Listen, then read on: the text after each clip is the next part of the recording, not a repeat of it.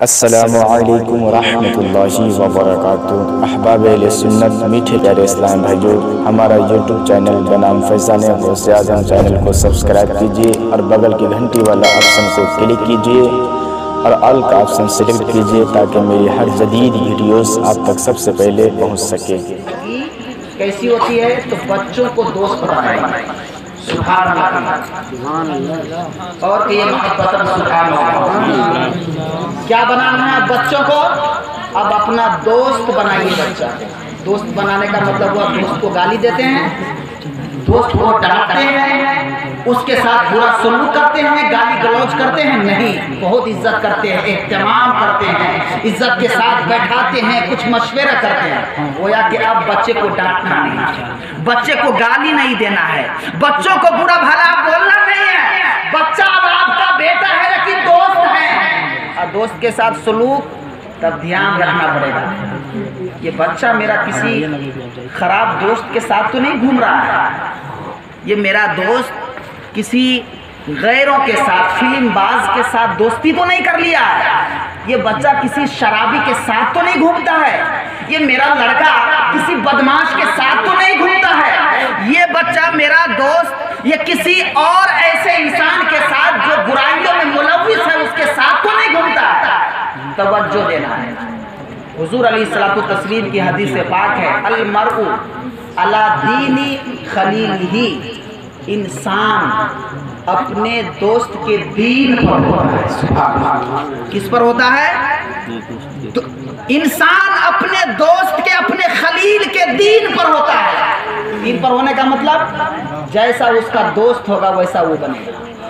इसीलिए आप देखते हैं फिल्मबाज के साथ में आपका बेटा है तो याद रखिए वो जाता होगा देखने के लिए। शराबी के साथ में आपका बेटा घूमता है तो समझ जाइएगा कि ये बेटा शराबी बनेगा ही बनेगा। बेटी आपकी फिल्म देखने वाली लड़की के साथ सहेली बनाई है, ऐसी लड़की को समझ जाइए बेटी भी कुछ ना कुछ देखती है।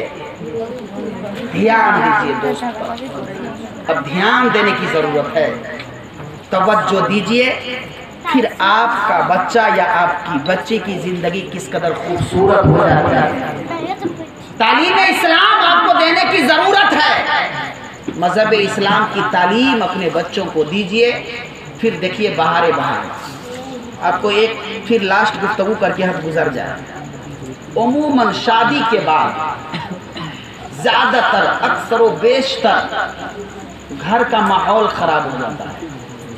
जो घर शादी से पहले एक जन्नत का गहवारा था, एक जन्नत का बागीचा था, एक जन्नत का एक टुकड़ा था, वो घर देखते देखते रिश्ता में बदलने के बाद वो घर जहन्नम का टुकड़ा बन जाता है, वो घर जहन्नम का ऐंठन बन जाता है, वो घर लड़ाई और जंगो जदाल का अड्डा बन जाता है। क्यों? गलती किसकी? 3 लोगों की। कितने लोगों की गलती होती है इसमें? 3 लोगों की गलती होती है।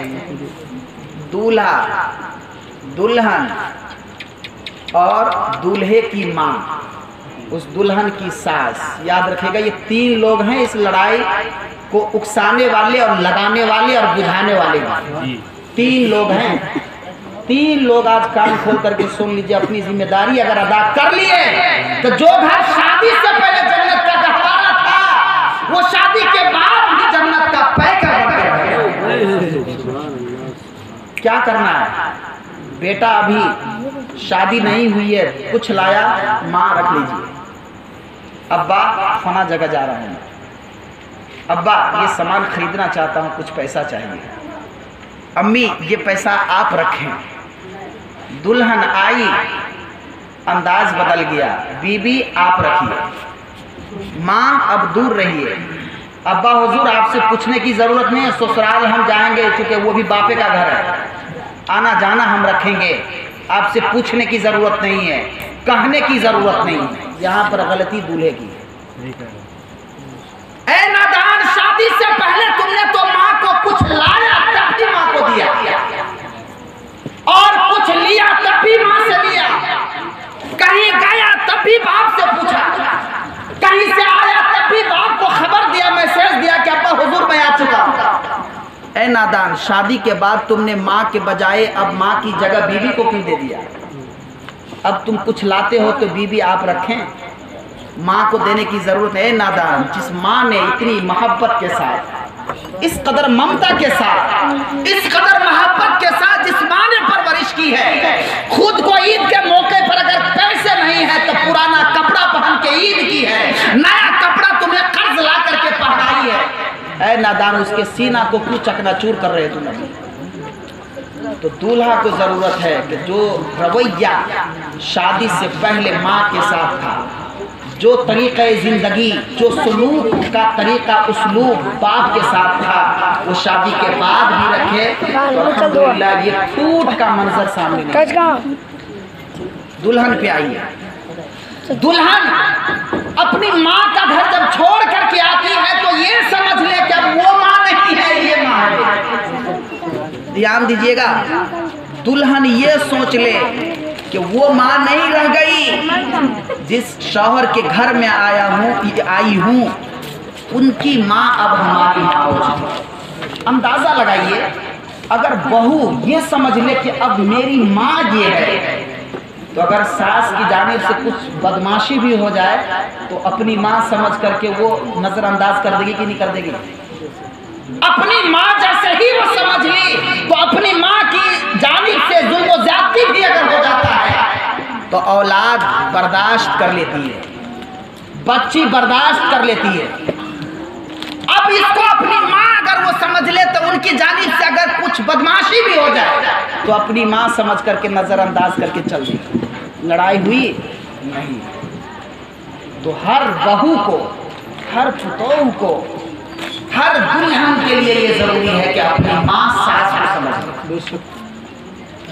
उल्टा सास को ये चाहिए कि अब मेरी बेटी ये है, जो मेरी बेटी किसी और घर में जाके किसी और की बेटी बन गई है, वो किसी और की बेटी है, ये मेरी अपनी बेटी है। और अगर सास उसको अपनी बेटी समझ ले तो अंदाजा लगाइए कि बहू से अगर कोई गलती हो जाए तो सास अपनी बेटी समझ करके माफ कर देगी कि नहीं कर देगी? अपनी बेटी अगर कोई गलती अगर कर लेती है तो माँ तो उसको ऐसा दबाती है कि हाजमूला खाने की जरूरत नहीं है।